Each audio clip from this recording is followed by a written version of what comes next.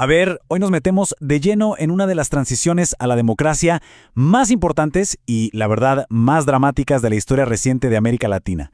Vamos a hablar de Argentina entre 1983 y 1989, una época de una esperanza gigantesca, pero al mismo tiempo de unos desafíos brutales que pusieron a prueba a esa democracia recién nacida. Todo arranca con un momento que se conoce como la ilusión democrática. Imaginen la escena. Es 10 de diciembre de 1983, la gente está en las calles, hay una alegría que se desborda, Raúl Alfonsín asume la presidencia y la sensación es que por fin se recuperaba el futuro. Pero ojo, detrás de toda esa fiesta, la realidad era durísima. El nuevo gobierno heredaba un país económicamente destruido, un Estado que no tenía cómo responder a lo que la gente necesitaba con urgencia. Y claro, el primer gran desafío apareció casi de inmediato: el juicio al pasado. Acá el gobierno se topó con una pregunta que lo definía todo. ¿Cómo se podía hacer justicia por los crímenes terribles de la dictadura sin que eso provocara un nuevo golpe de Estado? Porque el poder militar, aunque había perdido políticamente, seguía ahí, latente. La respuesta del gobierno fue, hay que decirlo, de una audacia tremenda: el juicio a las juntas. Miren, esto fue histórico. Por primera vez, no solo en Argentina sino en toda la región, los jefes de una dictadura eran sentados en el banquillo de los acusados por un tribunal común, civil. Era una señal potentísima de que nadie, absolutamente nadie, estaba por encima de la ley. La base para ese juicio fue el trabajo de la Comisión Nacional sobre la Desaparición de Personas. Su informe, el famoso Nunca Más, sacó a la luz todo el horror de la represión de una manera tan detallada, tan demoledora, que dejó sin argumentos a cualquiera que quisiera negarlo. Fue un golpe de realidad para toda la sociedad argentina, que se vio cara a cara con su pasado más oscuro. Ahora, fíjense en esta cronología, porque es como una película de suspenso. Se ve perfecto cómo esa tensión fue evolucionando. El impulso inicial de justicia de 1985 con las condenas empieza a chocar con la presión militar, y el gobierno empieza a ceder, primero con la ley de punto final, que buscaba ponerle un límite a los juicios. Después, la de obediencia debida, que básicamente perdonaba a los que decían haber cumplido órdenes. Y al final, la presión se transformó en rebelión abierta con los levantamientos carapintadas, que hackearon al gobierno. Pero, si el frente militar era una batalla campal, no era la única. Al mismo tiempo, el gobierno estaba peleando otra guerra, una contra un enemigo que amenazaba con devorarse todo: la economía y su hiperinflación. La respuesta fue el Plan Austral, una jugada de shock, muy audaz.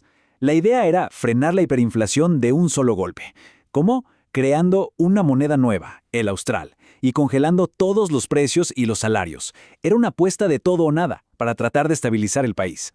Y lo más loco es que al principio pareció que funcionaba. La inflación se detuvo en seco y la gente sintió un alivio enorme. La popularidad del gobierno se fue a las nubes. Parecía que la democracia, además de libertad, podía traer bienestar. Pero fue un éxito con fecha de vencimiento. El plan no arregló los problemas de fondo de la economía argentina y al tiempo la inflación volvió. Y volvió con más fuerza. Entonces, mientras se luchaba en el frente militar y en el económico, se abría un tercer campo de batalla.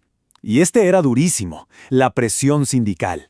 Y no hablamos de una oposición cualquiera, Hablamos de una fuerza política gigantesca, con una capacidad de movilización increíble que iba a poner a prueba al gobierno sin darle respiro. Quédense con este número: 13. Esa fue la cantidad de huelgas generales que la CGT, la central sindical controlada por el peronismo, le hizo al gobierno de Alfonsín. 13 paros nacionales. Imaginen lo que significa paralizar por completo un país 13 veces en un solo mandato. Y acá está la clave de todo. Esta no era solo una pelea por salarios o por condiciones de trabajo. Para nada. Era una batalla política con todas las letras. El gobierno radical de Alfonsín le había ganado las elecciones al peronismo, algo que no pasaba en décadas. Entonces, los sindicatos se convirtieron en el principal foco de resistencia peronista, con una estrategia de desgaste permanente. Y así, juntando todas las piezas, llegamos al núcleo de este periodo: la idea del impulso y su freno. El gobierno intentaba avanzar, empujar hacia adelante, pero de todos lados aparecían fuerzas que lo tiraban para atrás, que lo frenaban en seco. Fue, literalmente, una tormenta perfecta: la presión militar que nunca se fue, la deuda externa heredada que era una mochila de plomo, el plan económico que al principio dio esperanzas pero al final falló, la oposición sindical que fue implacable. Y todo eso terminó con la vuelta del peor fantasma de todos, la hiperinflación, que para 1989 ya era una bomba a punto de estallar. El final fue muy convulsionado. Con el país sumergido en el caos económico y social, Alfonsín tuvo que entregar el poder varios meses antes de terminar su mandato. Fue un final amargo, caótico, sí, pero, y esto es lo más importante de todo, representó un triunfo fundamental. A pesar de la peor crisis que uno puede imaginar, la transición se hizo por la vía democrática.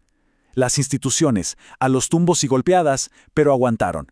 Y todo esto nos deja con una pregunta que da para pensar mucho. La experiencia argentina de esos años nos enseña que ganar una elección es solo el primer paso. Lo verdaderamente difícil, lo complejo, es gobernar y fortalecer las instituciones democráticas mientras se pelea contra las herencias pesadísimas del pasado, tanto en lo político como en lo económico. Una elección que, la verdad, sigue muy vigente.